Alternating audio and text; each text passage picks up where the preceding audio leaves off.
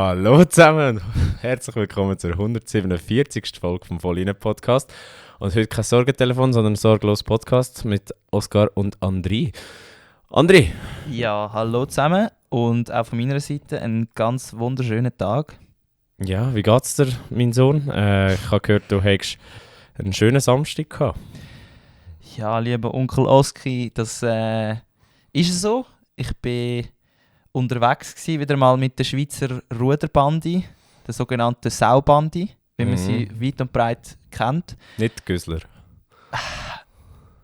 Ich weiß nicht, wie bekannt der Name wirklich außerhalb von der Ruder oder von der Sarnenbubble ist, aber du weißt auf jeden Fall, dass es Güssler sind. Ja, wir sind an der Swiss Rowing Night gewesen. Es ist, wenn wir das dürfen so ausdrücken, fast ein bisschen «Stell dich ein» vom Schweizer Rudersport, obwohl nicht wirklich, es gibt nicht viel zum zeigen in dem Sinn, oder man muss sich nicht irgendwo noch showen oder weiss ich was, sondern es ist einfach ein lustiger Abend, wo der Ruderverband halt für Speis und Trank zahlt und das wird dementsprechend auch ein bisschen ausgenutzt. Ja, trotz wackeliger Finanzen wird da noch... Ja, die Finanzen, ich weiss nicht, wie es aktuell um die steht, aber es langt auf jeden Fall immer noch zum Swiss Rowing Night zu organisieren. Eins hinter der Sakristeiorgel. Das habe ich nicht gesagt. Das habe ich gesagt. Das hast du gesagt. Nein, es war ein guter Abend. Es hat mich gefreut, alle wieder mal zu sehen. Und es war tatsächlich das erste Mal, dass ich mit vielen Leuten, die mit dem Schweizer Rudern viel zu tun haben, rede, seit ich eigentlich ein bisschen aus dem Verband raus bin. Und dementsprechend viel nachzuholen war mit gewissen Leuten. Und ja, nachher, wo es dann einst fertig war, sind wir natürlich noch ein paar, wie jedes Jahr. Und das Schöne war ja, seit vielen, vielen Jahren zum ersten Mal haben wir kein Training am nächsten Tag, das weil ist wunderbar, noch gar kein Trainer rum ist. Also es gibt eigentlich nicht viel, wo man kann, falsch machen kann, ausser vielleicht das schlechte Gewissen am nächsten Morgen. Und von dem her ist es auch wirklich noch ein sehr cooler Abend gewesen. Und ich habe es genossen, ja. Ja, das glaube ich dir. Ja, spätestens in Paris weiss ich ja, wie die dummen Hurenruder können festen, wenn sie möchten. Gut, also du hast Und wahrscheinlich dürfen. schon fast ein bisschen Jahrzehnte-Moment erlebt. Also das muss man schon sagen. Das ist natürlich so, ja. Das ist sicher nicht irgendwo an einer Swiss Rowing Night so, wie es du damals erlebt hast in Also Paris. in meiner Vorstellung schon. In deiner Vorstellung sind immer alle so, jeden Abend ist Bronzemedaille. Roman und Andrin sind so die Helden. Gut, Ja. sind es auch wieder ein bisschen. Ja. Es wird auf dem Tisch getanzt und es läuft Venus von Bümplitz und alle sind glücklich. So stelle ich mir eine Swiss Rowing Night vor. Und der Oski, der DJ ist und Venus von Bümplitz eingestellt hat. So stellst du dir das vor? Ja, auf das bin ich immer noch sehr stolz. Also da habe ich ein bisschen Swiss Rowing Geschichten mitgeschrieben. an Das dem ist Abend. es so, das ist es so. Ja, Wie geht's dir? hey, im Fall gut. Ich muss wirklich sagen, erholt. Ich bin voll im Schuss. Also ich weiss nicht, wir werden nachher sicher noch darüber reden, wie man kein fettes Schwein wird über die Festtage. Und ich muss sagen, ich glaube, oder ich traue mir zu, dass das Jahr bei mir wirklich nicht der Fall wird sein. Ich bin wirklich voll im Game mit, was Gym angeht und es bockt verdammt hart und ich gehe gerne am Morgen vor dem Arbeiten noch ins Gym um 6 Uhr und ich finde das wirklich etwas Geiles und es pusht mich voll und keine Ahnung. Ich bin jetzt in meiner Alpha-Mail-Phase, weißt du, ich bin so viel besser als andere, ich bin 5 AM Club, weißt du, nein, Shit, bin ich nicht, Alter. aber du weißt, was ich meine. Kann das echt sein, dass das an einem neuen Mittel liegt, das wir beide konsumieren und noch nicht sagen, was es ist? Es kann gut sein, ja. Also keine Angst, das ist nicht illegal. Es ist alles legal, ja, so viel, was ich auch gesagt habe. Ich habe jetzt das extra ein bisschen provokant gesagt, aber es ist sich etwas am ankündigen da bei uns. Wir sind beide im Moment am Testen und eben, es tut unsere Performance in jensten Bereichen voranbringen und darum habe ich jetzt die kleine Anspielung gemacht. Ja, wer weiß, vielleicht profitieren die auch bald davon. Genau. Aber bis es so weit ist. Es ist auf jeden Fall schön zu hören, Oski, dass du dich so gut und Alpha-Mail fühlst. Das ist hilft. völlig aus dem Kontext gezogen, aber ja. Ja, sorry. Nein. Ja, ich weiss, du sagst mir ja immer so, Oski, chill mal und so, wegen ich schwank zu fest zwischen den Extremen hin und her, aber Gut, das haben wir einfach, den Hang zum Extremen. ja. Das Wir wären ist nicht so. voll rein, wenn wir nicht bei allem würden voll reingehen. Genau. Von dem her, ja. Nein, also von dem her fantastisch und ich freue mich richtig auf die Folge und ich Ja, würde dann lassen wir los, würde ich sagen, lassen wir sagen. los, ja. Und andere, ich würde sagen, wir fangen gerade an mit Skifahren und die Woche hat nicht unbedingt den Sieg von Marc Odermatt im Val d'Isère zu reden gegeben oder die Pistenverhältnis dort oder auch nicht die Podien von Loic Meillard und Lara Guperami. Trotzdem Chapeau. Trotzdem Chapeau natürlich. Sondern es geht um einen potenziellen Deal zwischen der luxemburgischen Private Equity Firma CVC Capital Partners und der FIS, wo es um 400 Millionen geht für eine 20%ige Beteiligung an den kommerziellen Rechten. 400 Millionen. Also die Zahl, also ich meine, das ist eigentlich der Grund, wieso wahrscheinlich alle die News in den letzten 2 Tagen, oder ich weiß nicht, seit wann es rausgekommen ist, gelesen haben, weil es steht einfach in jedem Titel von dem Artikel steht 400 Millionen Deal abgelehnt und 400 Millionen, ein Skifahren ist zwar nicht irgendwie ein Premier League oder so etwas, aber es ist doch auch für einen Sport, wo viel Geld hat, ein riesen Batzen. Ja.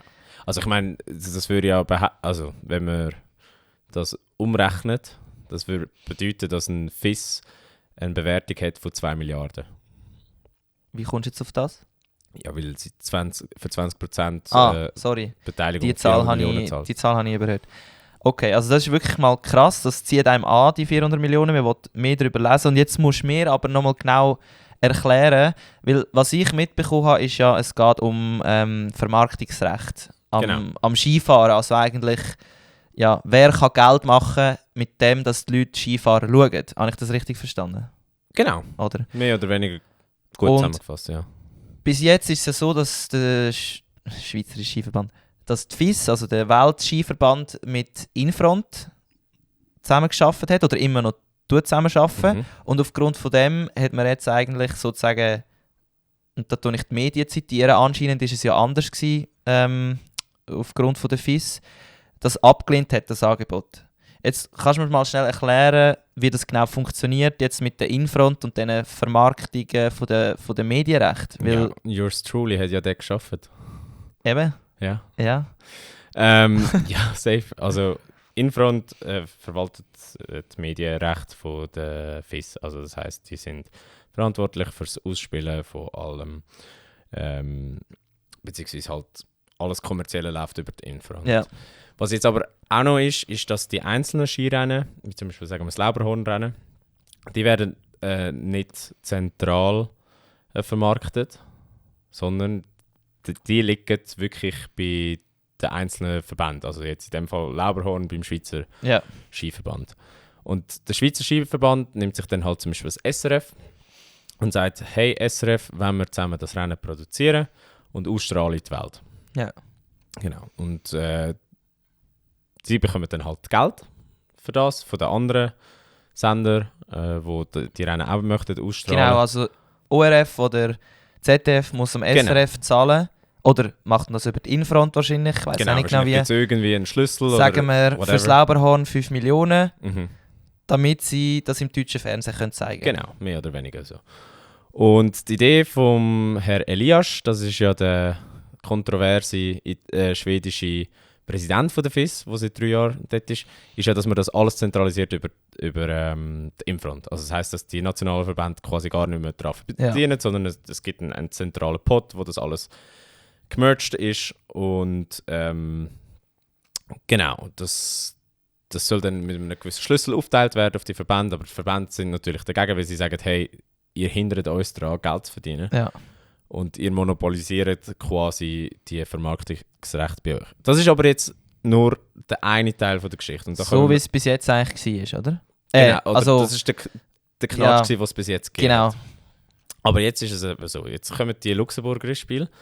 Ist ja keine unbekannte Firma, muss man sagen. Also ich habe sie nicht gekannt, aber ich bin auch nicht so im jetzt muss ich aufpassen, was ich sage, im Kommerzgeschäft wie du. Also nein, du bist ja nicht im Kommerzgeschäft, aber wer ist das, die Firma? Eben, wie gesagt, es ist eine Firma aus Luxemburg und die sind im Private Equity Bereich tätig. Das heisst, Private Equity, ganz, ganz einfach zusammengefasst, ist, man kauft sich Anteile an einer Firma und wenn sie mehr wert ist, verkauft man wieder die Anteile. Wirklich ganz, ganz einfach. Ich weiss, es ist jetzt nicht 100% akkurat. Wir sind Sportpodcast und kein... Das muss jetzt lange für lange, für okay, ich habe es gecheckt. Und die Firma hat lang das Recht zum Beispiel an der Formel 1 gehabt. Die Mehrheitsanteil bis im 2017, wo sie verkauft worden sind an Liberty Media. Okay. Das Gleiche im Fußball, dort haben sie Beteiligung an der spanischen Liga, aber auch an der Serie A. Und dann gibt es noch andere Sportarten wie Volleyball und Rugby, wo sie auch beteiligt sind. Ja. Genau.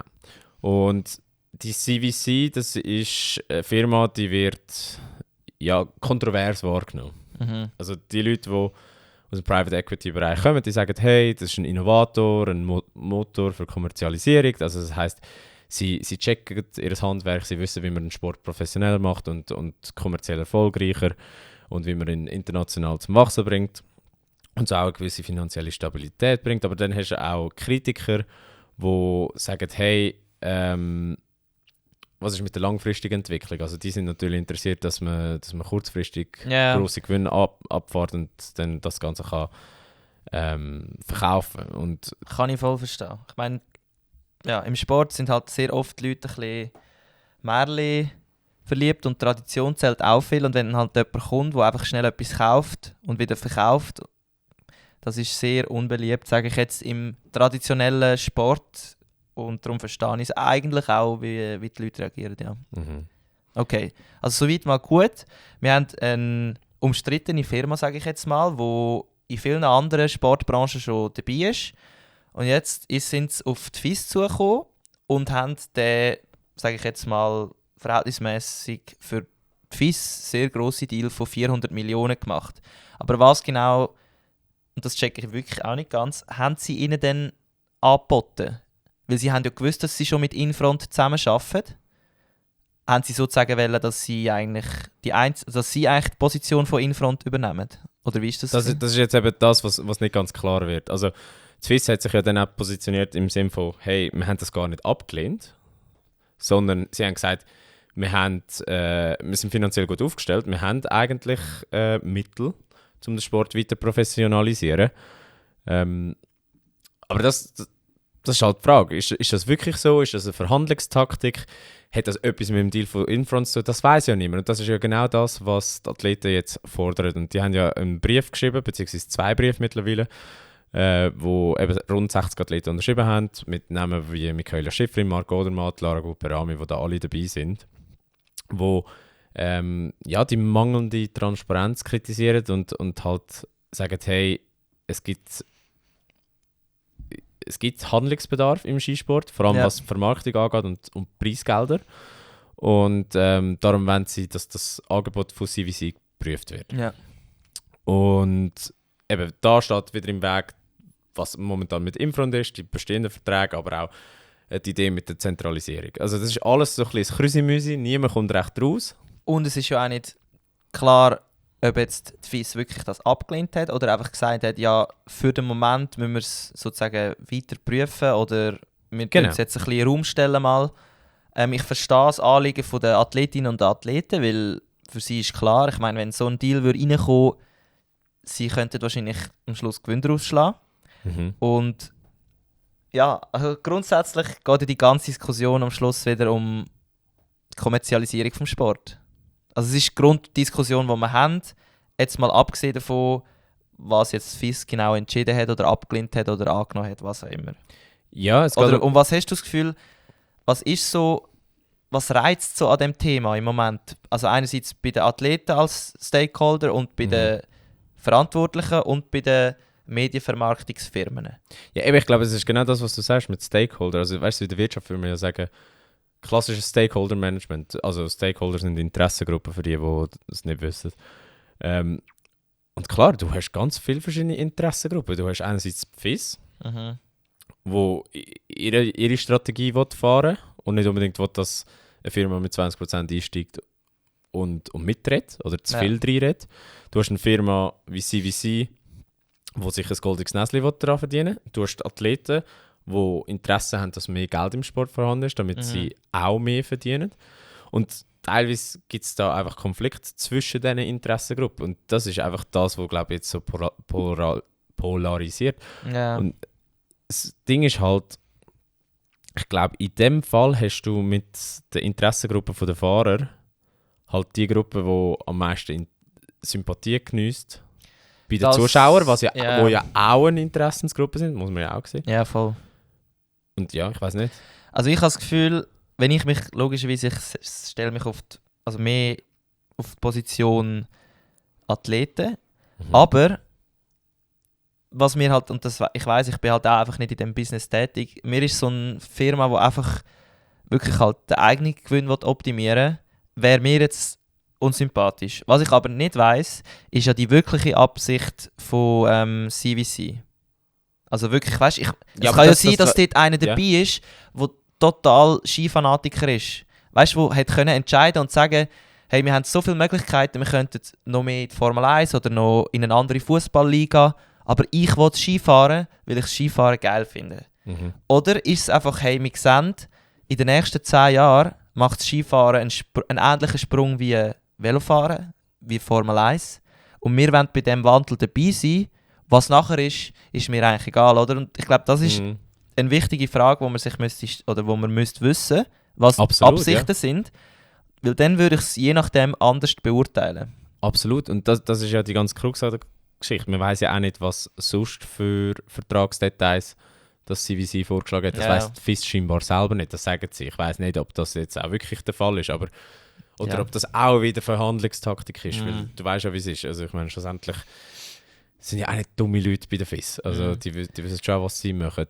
Aber ja, das Ding ist, Quintessenz, du hast jetzt einen Melting Pot von ganz vielen verschiedenen Interessensgruppen und niemand ist sich so recht einig, wo soll es hinführen. Und jetzt, was mich wundert, du bist ja auch Athlet gewesen du bist ja wirklich in einer Randsportart gewesen, also im Vergleich zum Skifahren. Ja, safe, ja. Genau. Und was hast du das Gefühl, wie viel Mitspracherecht sollten Athleten haben, wenn es um so wirtschaftliche Sachen geht, also wirtschaftliche Entscheidungen von Sportverbänden und wie... Ich meine, du bist sicher auch in ähnlichen Prozessen involviert gewesen, nicht auf dieser Stufe, wo es bei CVC und FIS geht, aber was für Transparenz wünscht man sich denn als Athlet? Also ich glaube, du willst sicher ein gewisses Mitspracherecht und vor allem auch einen gewissen Informationsfluss haben. Also du willst wissen, was läuft und du willst wissen, wird wirklich etwas für das gemacht, dass ich am Schluss sozusagen ein bisschen einen besseren Lohn habe oder sicherere Arbeitsbedingungen oder weiss ich was. Ich glaube, das ist das, was mir am wichtigsten ist. Was ich auch als Verantwortlicher von einem Verband nicht wollen, ist, dass die Athleten wirklich entscheiden können. Weil ich glaube, das ist erstens nicht, für das sind sie nicht qualifiziert. Und zweitens entscheiden halt Athleten sehr oft auch emotional.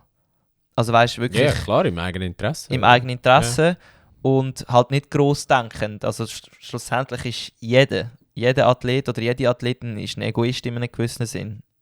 Also, ich würde so weit gehen, ich würde sagen, es hat nicht mal mit Athleten zu tun. Ich würde sagen, jeder Mensch ist bis zu einem gewissen Grad ein Egoist. Ja, aber ich sage jetzt...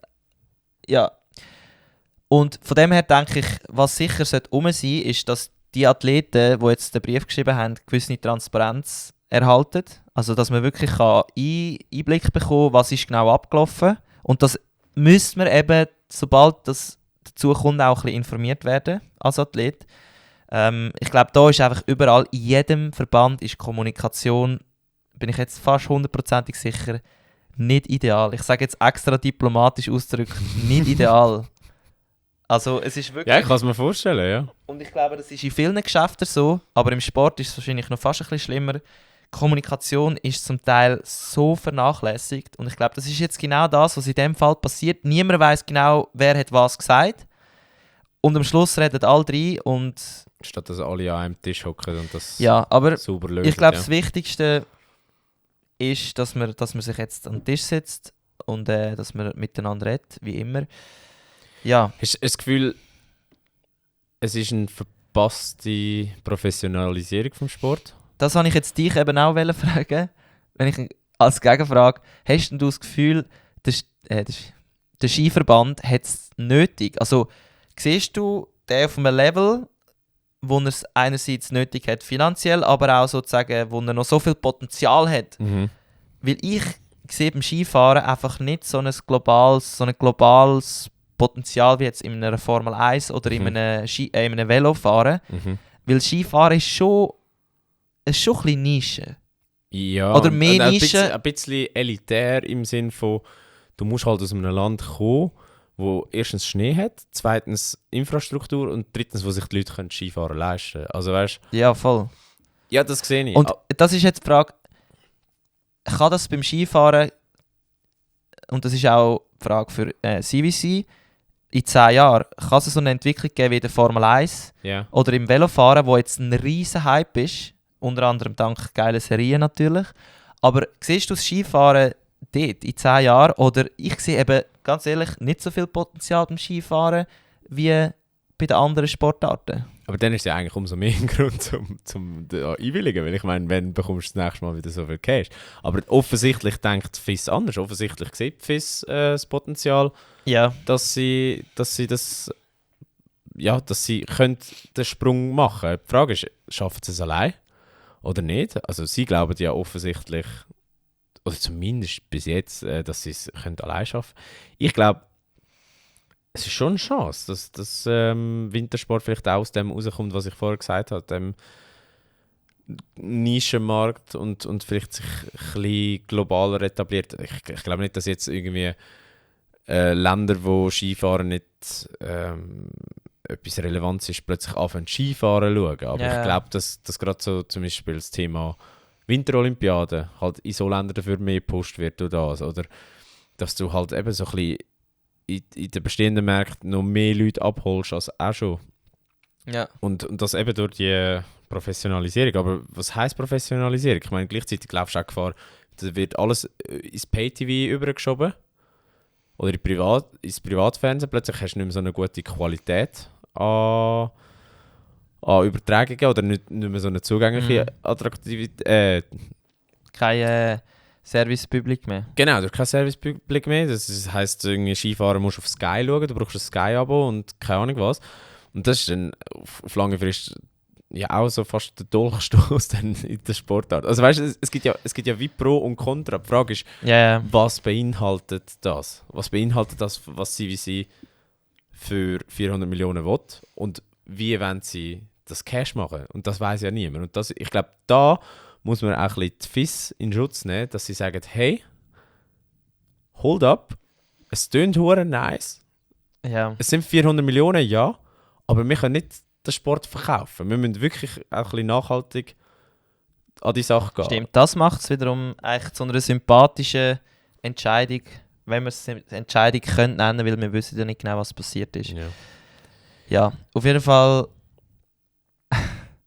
Ja, es ist spannend. Es ist viel Geld und sonst könnten sie ja mal bei uns einsteigen, weil von ihnen wird in den nächsten 10 Jahren sicher mehr als 50% wachsen und ich nehme an nicht, dass der Skiverband so viel wird wachsen.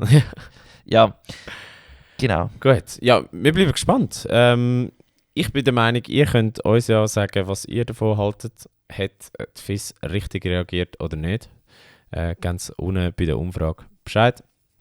Und dann würde ich sagen, André, gehen wir zu einem... Ja? Eine kurze Frage habe ich noch. Okay, was hast du das Gefühl, wer schreibt einem eigentlich amigs die Briefe von den Athleten? ChatGPT? Ist es so der Marco Odermatt, der schnell sagt, jetzt sind schnell ruhig, ich muss schnell schreiben. So weiss ich, hocken so zusammen am Tisch, dann stelle ich es mir so vor. Dann schreibt er, jetzt habe ich wieder einen Fehler gemacht. Und alle so, schreib mal, Marco, Alter, wir müssen trainieren. Also ja, es wird wahrscheinlich irgendeine Vertretung sein und dann unterschreiben die einfach. Ja, logisch. Also ja, logisch. Die haben ja wahrscheinlich auch irgendeinen Athletenrat oder so, der zuständig ist genau für so Sachen. Und dann, ja. Autogramm drunter. Und es steht einfach so lustig, ein Brief der Athleten und du denkst so, okay. Wahrscheinlich hat es durchgelesen. Man muss ja nur die Message... wahrscheinlich hat es niemand. Man muss ja nur die Message befolgen oder mit der Message einverstanden sein. Ja. Nächstes Thema, sozusagen der zweite Block vom heutigen Tag, ist das Leichtathletik oder die Leichtathletik, wo in letzter Zeit auch Schlagzeilen gemacht hat mit brutalen Zeiten, sei es jetzt von den Männern oder von den Frauen. Vor allem von der Frau. Von den Frauen. Und eben, wie die meisten das wahrscheinlich schon mal ein bisschen im Kopf gehabt haben, tut man das sehr schnell mit Doping verbinden. Also das heisst, man sieht, dass der neue Frauenweltrekord im Marathon gebrochen wird um mehr als 5 Minuten und denkt sich, ja, die ist dopt. Oder man sieht irgendwie, wer hat es noch gegeben? In Paris. Ja, in praktisch jeder Laufdisziplin ja, eben, es sind neue Rekorde. Also im Halbmarathon 10 km, 1000 Meter, 5000 Meter, 1500 Meter hat es bei den Frauen Weltrekorde gegeben in den letzten 8 Jahren. Genau. Und zwar nicht nur kleine Weltrekorde, also dass man die Zeiten knapp unterboten hat, sondern teilweise um bis zu 5%. Und ich muss selber zugeben, ich bin sehr oft auch in dem, also ich bin ganz klar der sagt, ja, die lädt rein. Yeah. Also wirklich so, ja Bro, die lädt rein.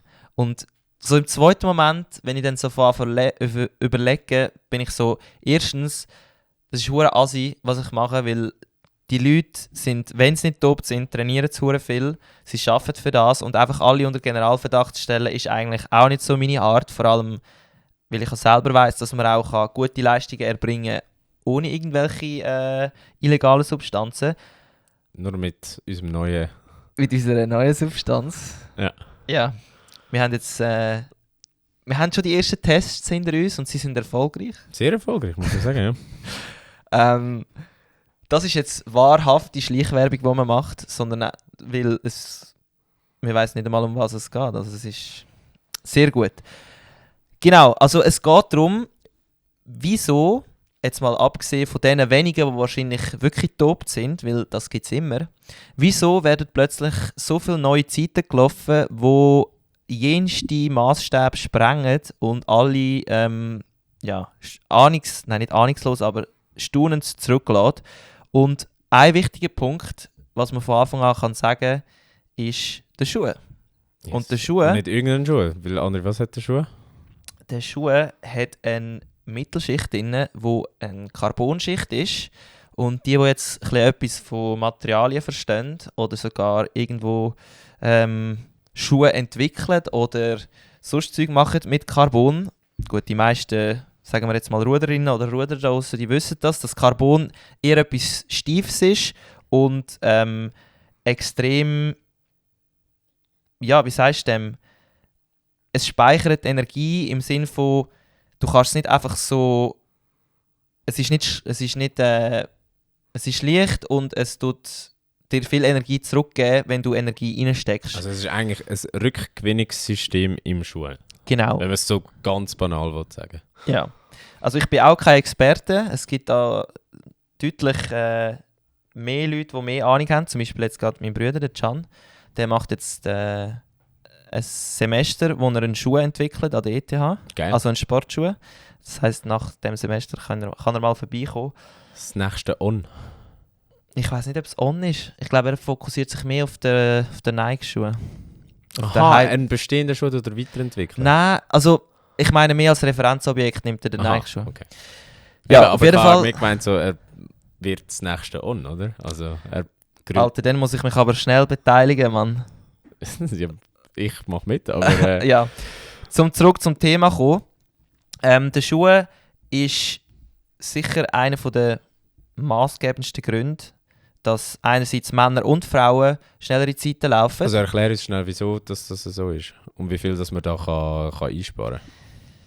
Genau, also es ist so, dass durch die Carbonschicht, die in der Mitte von der Schuhsohle eingebaut wird, muss man beim Laufen nicht mehr so aktiv sich wegstoßen, wie das früher der Fall war, wo noch keine so eine Schicht existiert hat.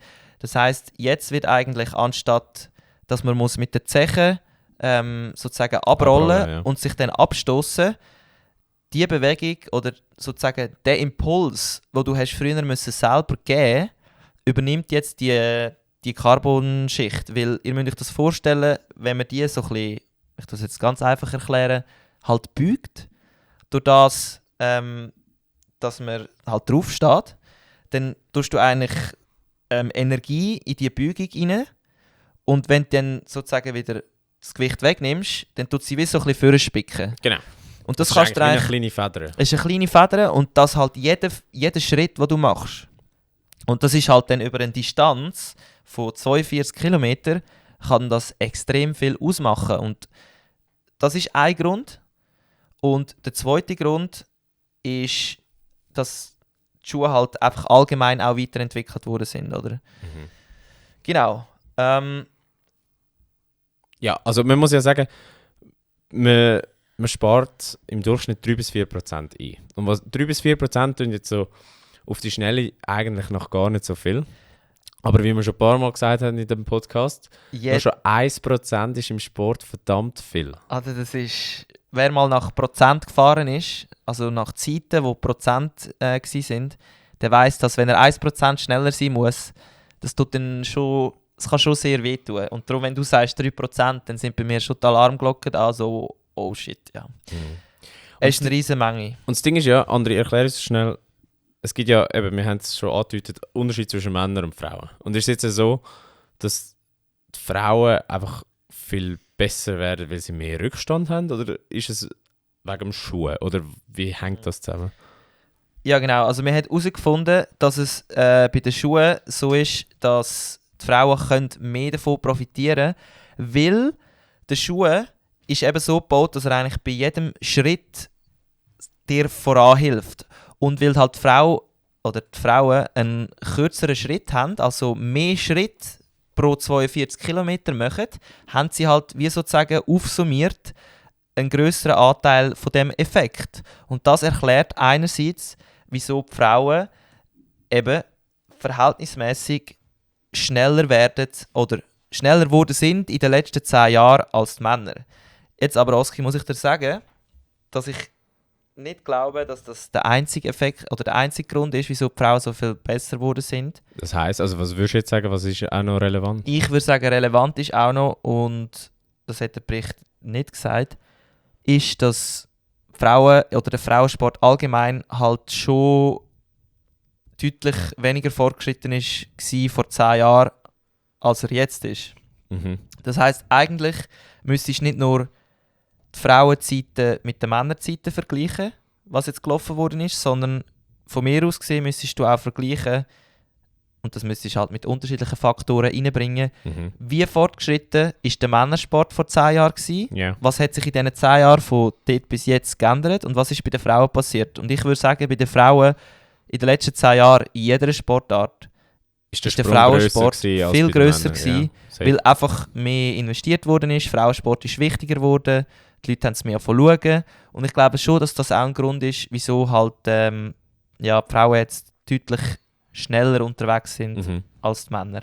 Ja, also da würde ich safe mitgehen. Das Problem ist, wie willst du das zeigen? Also ich meine, schlussendlich, wir haben ja da so eine Situation, wo es uns auch fast unmöglich macht, zu beurteilen, wer sind überhaupt die besten Läufer aller Zeiten. Weil das Material hat sich so krass verändert über die Zeit. Das ist die neue Goat-Debatte. Eben, du weißt nie, ob irgendein Dude vor 100 Jahren mit dem gleichen Material von heute gleich schnell wäre wie ein Kipchoge zum Beispiel. Oder ein wie heißt Kelvin Kiptum, oder? Ja, Kiptum, ja. Ja. Der ist ja Der ist ja leider vor einem Jahr. ja. Genau, haben wir ja berichtet darüber. Kiptum.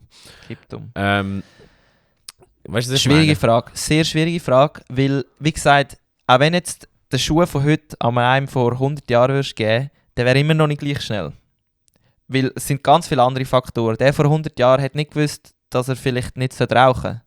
Oder er hat nicht gewusst, dass er besser zum Morgen, keine Ahnung, ein gutes Müsli isst mit Vollkorn, anstatt 3 Gipfeli und eine Schokimilch. Weißt, es sind so Sachen, die noch mit einfließen, habe ich das Gefühl. Aber du hast recht, es macht die Goat-Debatte wie noch so ein bisschen irrelevanter. Also du kannst nicht mehr vergleichen.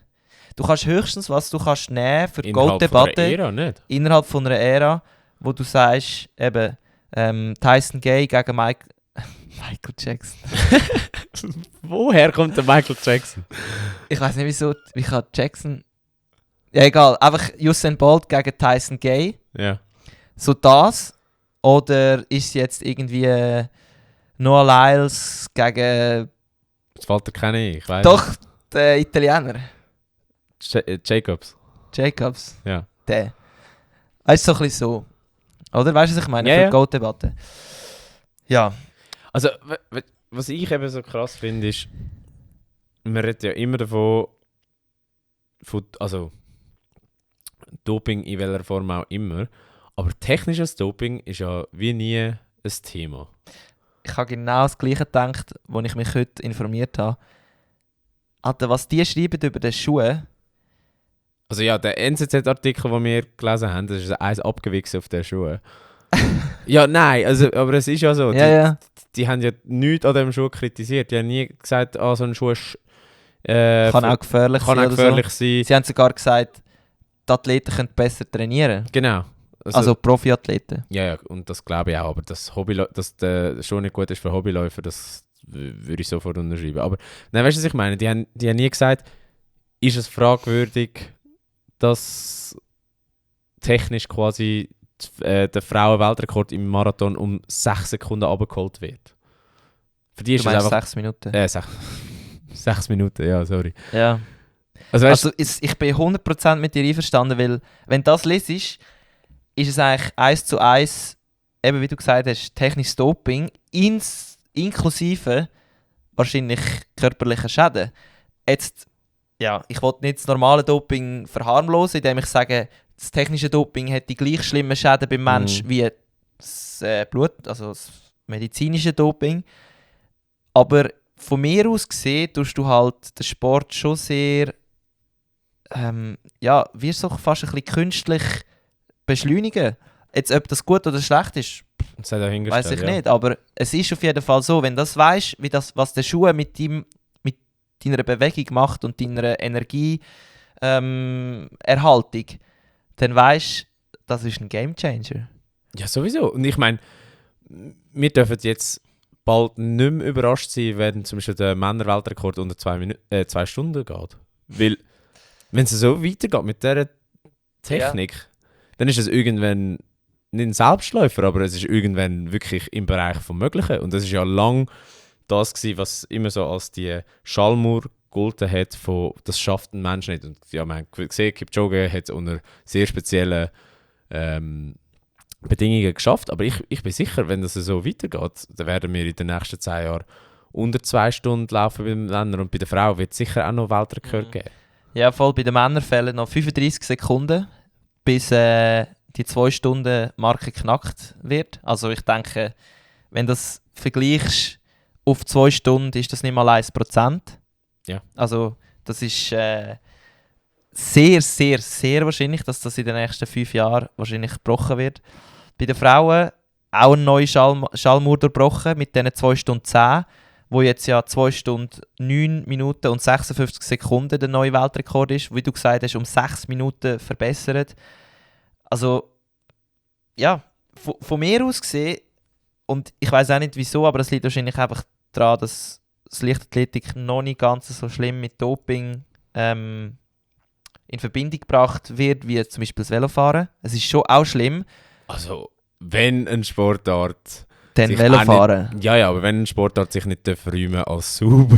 Ja, Bro, ich mit sage der nicht... Geschichte, die sie hat, ist es Leichtathletik. Ich weiss, ich sage nicht, dass Leichtathletik... Ich sage Also einfach, sie sind nicht so schlimm. Doping ist Leichtathletik ein Paradebeispiel gewesen. Absolut. Ich möchte einfach sagen, in meinem Kopf habe ich Velofahren mehr mit Doping verbunden als weil es in der Leichtathletik. Moderne so ist. Genau. Aber ja, früher, alte, also in der DDR oder weiss ich wo. es gibt ja Sportarten, wo die Weltrekorde immer noch bestehen. Ja. Aus den 80er Jahren. Und da kannst du mich nicht verarschen, dass das nicht aufgrund von dem ist. Ja, safe ist es also... Ja, es ist sehr wahrscheinlich aufgrund von dem. Aber du checkst, was ich meine. Ich weiss, was du meinst, ja. Und jetzt hast du mich daraus gebracht, weil ich nicht mehr weiss, wo ich war. Ja.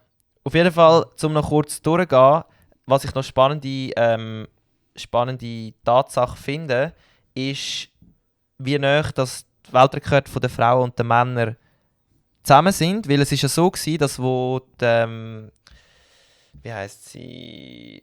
Chepngetich, die Kenianerin, die den Weltrekord gelaufen ist in Chicago. Aha, ja. Wie spricht man das aus? Boah. Wir sagen einfach mal Chepngetich. Sie ist ja mit diesen 2 Stunden 9 Minuten 56 Sekunden eigentlich schneller gewesen als zum Teil wirklich sehr, sehr gute Marathonläufer, also männlich. Und mit dem hat sie halt schon ziemlich demoliert.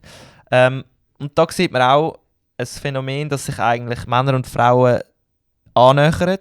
Eben wie gesagt, es liegt sicher auch daran, dass einfach Frauensport mehr investiert wird. Aber zum mal sehen, wo da die Unterschiede noch sind, bei einem Halbmarathon sind es noch, ich sage jetzt 6 Minuten. Beim 10 Kilometer sind es nur noch 1,5 Minuten. Beim 10'000 Meter sind es auch etwa noch 1,5 Minuten. Und beim 1500 Meter sind es dann nur noch etwa 25 Sekunden. Nein, 1,25. 1500. Ah, sorry. Ich bin bei 5000. Ja, den habe ich rausgelassen. Ah. Aber ihr seht, logischerweise wird es immer kleiner, je kürzer die Distanz. Aber es tut auch allgemein sich verkürzen und auf 42 Kilometer nur noch 10 Minuten Unterschied. Also das finde ich schon recht krass. Ist ultra krass. Aber eben, ich meine, wenn Frauen mehr davon profitieren als Männer, dann go for it. Also... Genau, und wenn wir noch schnell einen letzten Punkt zu dem hinzufügen. Ja, für alle Hobbyläufer, die sich jetzt überlegen, geil, 3-4% ohne mehr Training. Das geht leider nicht. Und eben, wie wir am Anfang schon gesagt haben, wir finden, es ist auch wichtig zu sagen, dass die Schuhe halt sehr ungesund sind für Leute, die nicht wissen, wie man mit denen trainiert, inklusive wir zwei. Also ich habe noch keinen so einen super Schuh. Ich weiß nicht, hast du einen? Ich habe zwar auch sehr, sehr teure Laufschuhe gekauft, letzte, aber da kommen wir zu einem Punkt, wo im Artikel beschrieben wird. Placebo-Effekt, extrem wichtig beim Laufen. Funktioniert. Also wirklich, Ja. Es ist bewiesen, dass wenn du siehst, dass gewisse Profisportler mit dem neuen Weltrekord aufstellen und du den brauchst und es dir eigentlich rein technisch gesehen gar nichts bringt. Also physiologisch wirst du keinen Unterschied merken. Du wirst keinen Unterschied merken, bist du trotzdem schneller, weil du daran glaubst, dass du schneller bist. Und indem du eben daran glaubst, und da wären wir wieder bei der Sportpsychologie, wenn du wirklich, wirklich daran glaubst, dann kann dein Hirn eben in dem Moment mehr Leistung erbringen oder ein bisschen weiter in die Schmerzzone reingehen. Und durch das bist du dann eben meistens schon auch schneller mit dem Schuh, als wenn du den Schuh nicht anhättest. Und ja, es ist eigentlich lustig, aber... Genau. Seid einfach vorsichtig, geht zu einem Spezialist, lasst euch richtig beraten. Nicht, dass ihr euch weh macht, weil ihr einfach meint, der Sportschuh macht euch zum nächsten Kipchoge. Und seid einfach ein bisschen vorsichtig beim Training. Der Oskar muss noch schauen, welche Schuhe er nächstes Jahr beim Marathon braucht. Marathon? Und dann tun wir das zusammen abklären. Wir machen keinen Marathon. Es tut mir leid, aber wir können einen halben angehen. Okay. Ja. Schade. Anyway, André, Versuch ist es wert gewesen. wenn wir bei Training sind, kurze Frage, vor den Weihnachtstag, Festtag. gilt Gutzli als Pre-Workout? Kann man Gutzli als Pre-Workout brauchen? Es kommt ganz darauf an, was dir für ein Workout bevorsteht. Also lustig ist, wir haben gerade vorher den Bobby am Telefon gehabt. Also wir sind wirklich in den Vorbereitungen für den Podcast gewesen. Da läutet der berühmte Christoph Jansen, a.k.a. Bobby, an. Und als hätte er es geschmeckt, hat er sich noch einloggen in unseren Podcast. Wir haben dann gesagt, nein, Abflug, Junge, Abflug. Und er hat gerade erzählt, er ist in Calpe am Velofahren, fährt jeden Tag sehr viel Velo. Also wie gesagt, wenn du jeden Tag dann halt nachher auf 6 Stunden Touren gehst, dann kannst du gut reinschieben, was das Zeug hält. Also ohne Problem. Das kurbelt dich an. Es ist reiner Zucker, es ist Energie, sogar ein bisschen Fett, auch wenn es nicht so gutes Fett ist, aber das hilft dir, lang zu fahren. Jetzt, wenn du ins Gym gehst, würde ich jetzt sagen, ist es sicher auch nicht mega schlimm, weil du tust halt gleich sozusagen deine Muskeln aktivieren und ist jetzt nicht, du brauchst Energie, aber es ist sicher nicht so vonnöten, wie wenn du halt auf eine lange Velotour gehst. Und ich weiss, wo du darauf hinaus willst. Ich glaube, man kann schon sagen, dass wir nicht alle Gutzli, die wir jetzt in den nächsten 2 Wochen werden essen, brauchen. Das Oder? ist definitiv so. Würdest du auch sagen? Das ist definitiv so. Was ist eigentlich dein Lieblingsgutzli? Oh, mein Lieblingsgutzli ist der Spitzbub. Schon, gell? Alter, ich weiss nicht, aber Banger, genau. Alter. Top-Tier. Oh mein Gott. Top-Tier Spitzbub. Und Beste. das meist gehasste Gutzli? Boah, wie heisst die Mündli? Ah, die Anis? Nein, Vanille. Ah, ich weiss welche, so die weichen, brüchigen. Ja. Keine Ahnung. Zu trocken. Zu trocken. Zu trocken. Ja. Ja. Aber ich muss sagen, nichts schlägt ein gutes als Biberli vor dem Sport. Ja. Appenzeller Biberli. Aber beste. Biberli habe ich einfach mittlerweile so viel gegessen, dass ich es wirklich nicht mehr sehen kann. Ja. Auf jeden Anyway, Fall, wir verlieren uns. die Frage ist, Ja. wie bringt der Oski seine Gymform, wie bringe ich meine Ausdauerform sicher über Weihnachten, Neujahr? Weil es stehen ja jetzt wirklich einige Sachen an, wo man gröber voll rein kann. Also ich sage jetzt im Essen, dann wahrscheinlich auch beim Trinken. Trinken, was wir natürlich nicht hoffen, aber vielleicht passiert es. Und natürlich auch die Bewegung, die eingeschränkt ist. Weil Wieso ist Bewegung eingeschränkt? es läuft der Spengler Cup und dann Also, bewegt man sich nicht mehr von dem Stimmt. Sofa weg. Boxing Day ist, Darts WM ist, Skispringen ist, also Skifahren ist... Skifahren. Also langweilig wird einem sicher nicht über die Festtage. Das ist so. Und was ist deine Taktik, Oski? Wie machst du das, Amis? Oder wie hast du es bis jetzt gemacht und ist es erfolgreich gewesen? Ja, das Ding ist aber, ich habe es bis jetzt zu wenig gemacht. Also weißt du, bei mir war es immer so, ich bin mit voller Elan in die Weihnachtstage rein, aber dann genauso viel Elan für die Weihnachtstage.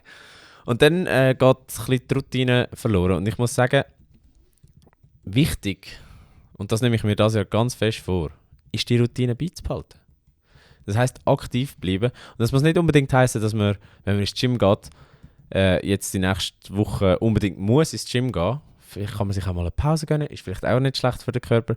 Aber ein bisschen aktiv bleiben. Und das kann vieles bedeuten. Das heisst, laufen, leicht joggen, leicht Velo fahren, ein Homeworkout machen, vielleicht ein paar Hit-Übungen, vielleicht auch mal einfach die Stege nehmen statt der Lift. Und einfach ein bisschen aktiv bleiben, ein bisschen in Bewegung bleiben, oder? Mhm. Ja, sehe ich. Und hast du das Gefühl, es könnte funktionieren? Das bringe ich auch nicht das Jahr. Das bringe ich auch nicht. Also du hast eigentlich sozusagen einen Vorneujahrsvorsatz. Ja. Und den Nachjahrsvorsatz hoffst, dass es nicht mehr braucht, weil du gut gewesen bist über die Weil Festtage. es fucking etabliert ist. Okay, ich sehe deinen Ansatz. Finde ich gut. Ich hoffe, du schaffst es. Ich wünsche dir viel Glück. Danke. Nein, also jetzt Real Talk. Ich habe ein recht gutes Buch gelesen. Es ist mega bekannt. Also viele von euch da draussen werden es kennen. Es heisst Atomic Habits. Ich kenne es zum Beispiel nicht. Es geht darum, wie du quasi mit kleinen, ganz, ganz kleinen Gewohnheiten kannst sehr viel rausholen aus deinem Leben. Und ich glaube, gerade beim Sport ist das so. Also gerade, wenn du einfach so ein bisschen schaust, dass du ein bisschen in Bewegung bist, nimmst du schon viel weniger zu, als wenn du das nicht würdest machen. Mhm. Klar, nicht so viel, wie wenn du wirklich Sport machen und, ein bisschen und richtig auf die Ernährung schauen, aber es sind Festtage und darum gönnt euch auch das Essen. Und André, jetzt ist meine Frage an dich. Ich weiss, du bist jemand, der Essen sehr gerne hat. Ja, natürlich. Das steht außer Frage. Also wenn jemand gerne sich etwas reinschlägt, dann der andere. Wie geht man achtsam um, wenn es ums Essen geht? Also ich kann jetzt auf 2 Ebenen antworten. Ich kann auf dieser Ebene antworten als Leichtgewichtsruderer, der wirklich muss Gewicht verlieren über die Festtage. Oder ich kann jetzt so ein bisschen als, ja, wie sagst du dem, einfach so ein bisschen aus einer außenstehenden Perspektive, die nicht mehr ganz in dem Chaos lebt, antworten. Mach's aus der, weil die meisten sind nicht aus der, Genau. aus der ersten Bubble. Also ich glaube, es ist sehr wichtig, dass man sich spezielle Übungen rausstreicht, wo man weiss, dort gehe ich voll rein. Also eben, mit Essen. Und das mache ich so, ich weiss genau, bis Silvester, an welcher Abend habe ich irgendwo einen Anlass oder ein Fest oder ein Essen und auf die freue ich mich mega und die tue ich mir eigentlich ein bisschen safen. Mhm. Und dafür schaue ich, dass ich sonst halt seriös trainiere. Also ich weiss dann zum Beispiel, am 1. Januar gehe ich nicht aufs Velo. Nein. Also das ist ein Vergiss Freitag. den, ja. Das ist ein Freitag, ich tue nicht lernen, ich tue nicht trainieren, ich tue einfach das Leben geniessen. und alles, was man sonst noch macht am 1. Januar. Also ich tue mir das wirklich so ein bisschen planen, weil dann weiss ich, an diesem Abend muss ich kein einziges Mal daran denken, ob ich jetzt das Gutzli noch esse oder nicht, sondern ich lasse mich wirklich einfach voll gehen. Dafür habe ich dann halt die Tage, wo dann halt nicht so viel los ist, wo ich dann weiss, hey Kollege, du kannst dich jetzt wieder aufs Essen übermorgen freuen und dann kann ich mich auch besser zurückhalten und mache gut Sport, habe eigentlich fast ein bisschen einen normalen Alltag. Mhm. Wie du gesagt hast, eben durch das, nur weil du einen Tag so ein bisschen eskalierst, heisst das nicht, dass deine Routine durchbrochen ist. Das Problem ist, wenn du es dann halt 1,5 Wochen, 2 Wochen wirklich so ein bisschen schleifen lässt. Und ich glaube, mit punktuellen Festchen macht gar nichts. Und auch dort, dann hast du kein schlechtes Gewissen. Du kannst dich richtig befriedigen. Du hast alles, was du brauchst. Und dann am nächsten Tag kannst du wirklich chillig wieder ein normales Leben führen. Und dann sagst du halt, ja, jetzt halte ich mich ein bisschen zurück und dann kommt es dann schon wieder gut. Also das ist so ein bisschen mein Ansatz. Jetzt eben, wenn du viel Velo fährst, ist natürlich schon sehr geil, weil du kannst einfach reinlassen. Also du kannst wirklich einfach reinlassen. Du bist einfach wie ein Container.